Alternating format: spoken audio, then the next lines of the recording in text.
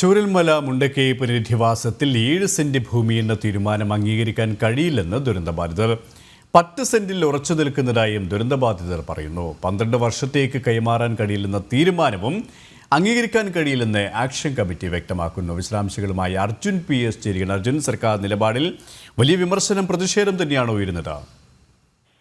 തീർച്ചയായും സുരേഷ്, നേരത്തെ തന്നെ ഇവരുടെ ആവശ്യമായിരുന്നു, അതായത് ദുരിതബാധിതരുടെ ആവശ്യമായിരുന്നു ഈ 2 സ്ഥലങ്ങളിൽ, അതായത് നെടുമ്പാല എൽസൺ എസ്റ്റേറ്റുകളിൽ 10 സെന്റ് ഭൂമി വീതം ഏറ്റെടുക്കണമെന്ന് നേരത്തെ തന്നെ ഇവർ ആവശ്യപ്പെട്ടതാണ്.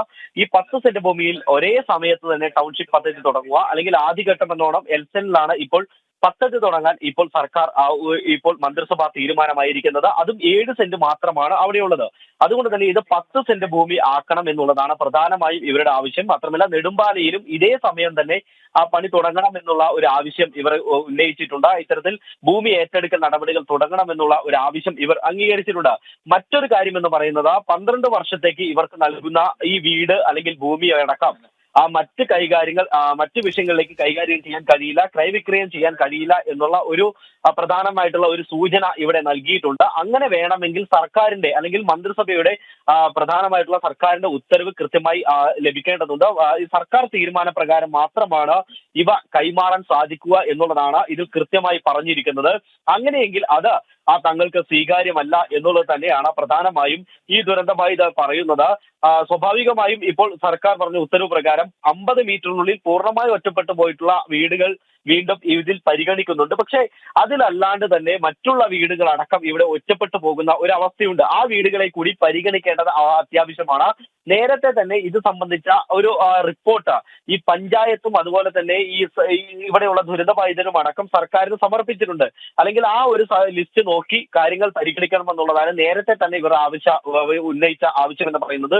പക്ഷെ ഇവരുടെ പ്രധാന ആവശ്യം എന്ന് പറയുന്നത് ഈ 7 സെന്റ് ഭൂമി എന്നുള്ളത് തങ്ങൾക്ക് അംഗീകരിക്കാൻ കഴിയില്ല. ഈ എൽസൺ എസ്റ്റേറ്റിലും അതുപോലെ തന്നെ നെടുമ്പാലയിലും 10 സെന്റ് ഭൂമി തന്നെ ഇവിടെ ഭൂമിയിൽ തന്നെ ഈ ടൗൺഷിപ്പ് നിർമ്മിക്കണം, അല്ലെങ്കിൽ പുനരധിവാസത്തിന് ഏറ്റെടുക്കണം എന്നുള്ളതാണ് പ്രധാനമായും ഇവരുടെ ആവശ്യമുള്ളത്. സുരേഷ്. അർജുനാണ് വിശദാംശങ്ങൾ നൽകിയത്. ഇപ്പോൾ ആക്ഷൻ കൗൺസിൽ ഭാരവാഹിയും പ്രദേശവാസിയുമായ ശ്രീ ഷാജി നമ്മോടൊപ്പം ചേരുകയാണ്. ശ്രീ ഷാജി, 7 സെന്റ് ഭൂമി 20 ലക്ഷം, ഇത്തരത്തിലുള്ളൊരു നിലപാടാണ് ഇന്നത്തെ മന്ത്രിസഭാ യോഗത്തിൽ തീരുമാനമായിരിക്കുന്നത്. എങ്ങനെയാണ് പ്രദേശവാസികൾ എന്ന രീതിയിൽ ഈ സർക്കാർ നിലപാടിനെ നോക്കിക്കാണുന്നത്? ഇത് അംഗീകരിക്കാൻ കഴിയില്ല. കാരണം ഗവൺമെന്റിന്റെ നിലപാടുകൾ വളരെ ദുരൂഹമായിട്ടാണ് തോന്നുന്നത്. നിങ്ങൾ നോക്കൂ, HML നെടുമ്പാല ഡിവിഷൻ ഏറ്റെടുക്കാൻ ഉദ്ദേശിച്ചത് 65.41 ഹെക്ടർ ആണ്. എൽസ്റ്റൺ എസ്റ്റേറ്റ്, കൽപ്പറ്റയിലെ എൽസ്റ്റൺ എസ്റ്റേറ്റിന്റെ പുൽപ്പാറ ഡിവിഷൻ 78.73 ഹെക്ടർ ആണ് ഏറ്റെടുക്കാൻ. നോക്കൂ, നിങ്ങൾ അത് പ്രകാരം 191 ഏക്കർ വരും അവിടെ. 191 ഏക്കർ. വയനാട് ജില്ലാ കളക്ടർ തയ്യാറാക്കിയ ദുരന്തബാധിത കുടുംബങ്ങളുടെ ലിസ്റ്റ് പ്രകാരം 430 പേരെയാണ് അവർ തയ്യാറാക്കിയിട്ടുള്ള ലിസ്റ്റ് പ്രകാരം വരുന്നത്. 242 ആദ്യം പ്രഖ്യാപിച്ചു, 81 പിന്നെ, അത് രണ്ടും കൂടി കൂട്ടുമ്പോൾ 323 പേരെ. ഇനി 107 പേരെ പ്രഖ്യാപിക്കാനുണ്ട്. ഈ 430 പേർക്ക് 7 സെന്റ് സ്ഥലം വെച്ച് കൂട്ടുകയാണെങ്കിൽ 30 ഏക്കറാണ് വരിക. അതുപോലെ തന്നെ റോഡ് മറ്റ് അനുബന്ധ സൗകര്യങ്ങൾക്ക് ഒരു 30 ഏക്കറും കൂടി കൂട്ടുകയാണെങ്കിൽ 60 ഏക്കർ സ്ഥലം മാത്രമേ അവിടെ വരികയുള്ളൂ. 191 ഏക്കർ ആ ഒരു ഡിവിഷൻ, എൽസൺ എസ്റ്റേറ്റിന്റെ ഡിവിഷനിൽ മാത്രം ഇവർ ഏറ്റെടുക്കുന്നുണ്ട്. എന്താണ് ഗവൺമെന്റ് ഉദ്ദേശിക്കുന്നത് ഇതുകൊണ്ട്? അപ്പൊ ബാക്കിയുള്ള സ്ഥലം എന്ത് ചെയ്യാനാണ് ഇവർ ഉദ്ദേശിക്കുന്നത്? അപ്പൊ ഗവൺമെന്റിന് അത് മാത്രമല്ല, ആദ്യം 1023 പേരെ പുനരധിവസിപ്പിക്കുമെന്ന് ഞങ്ങളോട് അന്നത്തെ ചീഫ് സെക്രട്ടറി ആയിട്ടുള്ള വേണു സാറ് ഞങ്ങളോട് പറഞ്ഞതാണ്, ദുരിതബാധിതരോട്. അതുപോലെ തന്നെ നിയമസഭയ്ക്കകത്ത് മുഖ്യമന്ത്രി 1046 എന്ന് പറഞ്ഞു.